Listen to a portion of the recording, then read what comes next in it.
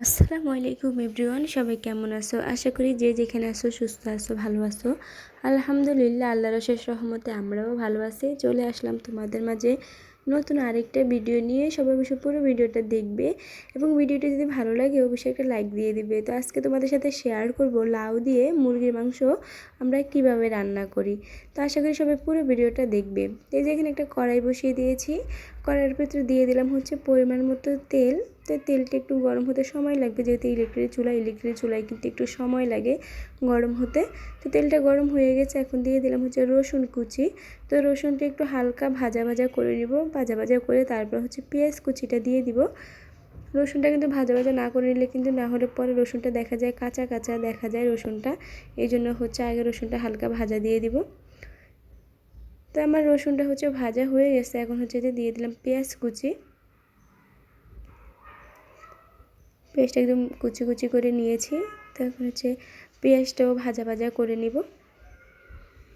তো ইলেকট্রিক চুলায় কিন্তু সব কিছু রান্না করতে অনেক সময় লাগে, যেহেতু হচ্ছে গ্যাসের সমস্যা, মানে সিলিন্ডার গ্যাস পাওয়াই যায় না। এই জন্য হচ্ছে আমরা এখন বেশিরভাগই ইলেকট্রিক চুলায় রান্না করা হয়, আর হচ্ছে গিয়ে রাইস কুকারে রান্না করা হয়। গ্যাসে বেশি একটা রান্না করা হয় না,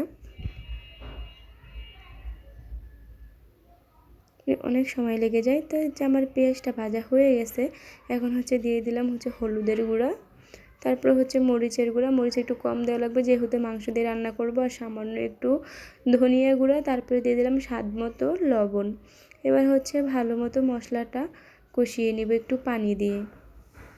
তরকারির মশলা কিন্তু যত কষানো হয় তরকারিটা কিন্তু তত বেশি মজা হয়।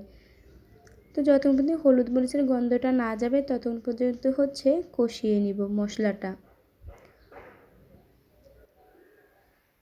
তো আমার মশলাটা হচ্ছে কষানো শেষ, এখন হচ্ছে লাউটা দিয়ে দিব।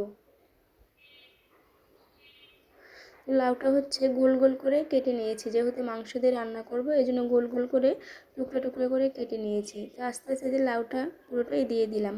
তো এখন হচ্ছে একটা ঢাকনা দিয়ে দিবে। লাউটা কিন্তু অনেক বেশি দেখা যাচ্ছে, কিন্তু যখন রান্না হবে একদম অল্প হয়ে যাবে। যে লাউ কিন্তু আগে কোনো পানি দিব না, লাউতে কিন্তু অনেক পানি বের হয়, এটা সবাই জানে। এই জন্য লাউটা যখন কষানো হয়ে যাবে তখন হচ্ছে পানি দিয়ে দিব। আর মাংসটা হচ্ছে আগে থেকে রান্না করা, এই জন্য মাংসটা যখন লাউতে পানি দিব তখন হচ্ছে মাংসটা দিয়ে দিব। তো এখন আবার একটা ঢাকনা দিয়ে দিব লাউটা একটু সিদ্ধ হওয়ার জন্য।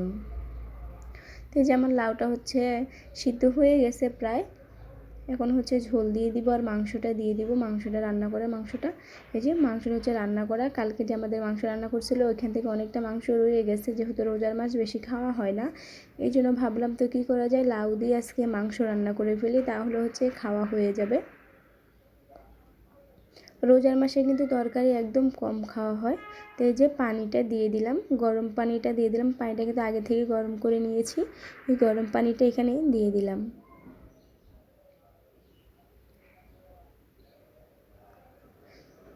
পানি কিন্তু বেশি দিইনি, যেহেতু লাউ থেকে পানি বের হয় এই জন্য একদম কম দিয়েছি। এখন হচ্ছে মাংসটা দিয়ে দিব।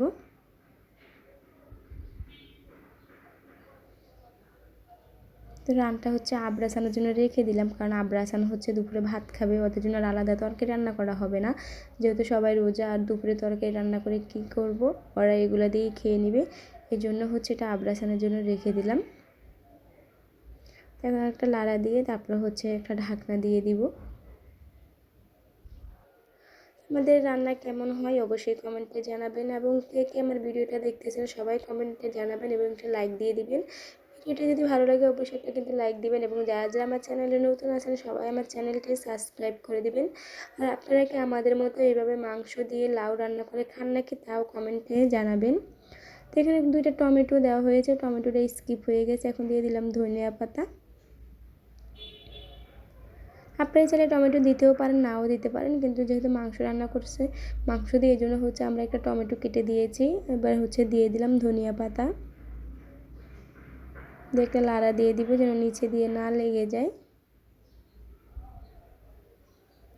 তো আপনারা যারা কখনো খান নাই তারা কিন্তু মাংস দিয়ে লাউ একবার ট্রাই করে দেখতে পারেন, খুবই মজা লাগে, মানে আপনারাও তার ফ্যান হয়ে যাবেন, এত মজা লাগে।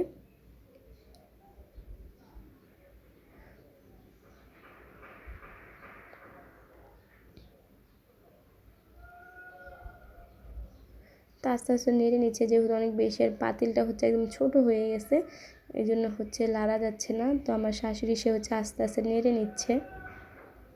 তো মাংস আর লাউ কিন্তু রান্না করছে আজকে ইসরাতের আম্মু, আর আমি ভিডিও করছি।